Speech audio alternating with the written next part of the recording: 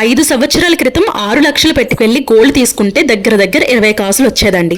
ఇప్పుడు 6 లక్షలు పెట్టుకుని వెళ్తే 8 కాసులు రావడం కూడా చాలా కష్టమైపోతుంది.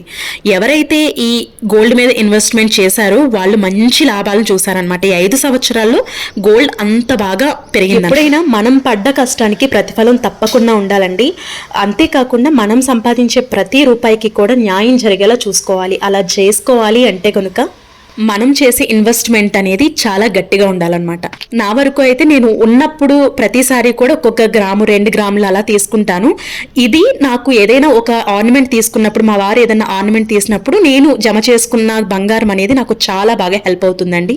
సో ఇది నేను పర్సనల్గా ఎక్స్పీరియన్స్ చేసింది మీతో షేర్ చేస్తున్నాను. ఏదైనా డైమండ్ జ్యువెలరీ తీసుకుందామని కీర్తిలాల్కి అయితే వచ్చామన్నమాట. ఇప్పుడు చూపిస్తున్న కలెక్షన్ అంతా కూడా కీర్తిలాల్లో నేను చూపించిన కలెక్షనేనండి. అక్కడ నేను ఏం ఆర్నమెంట్ తీసుకున్నాను, ఏం తీసుకున్నాను అనేది లాంగ్ వీడియోలో పెడతాను.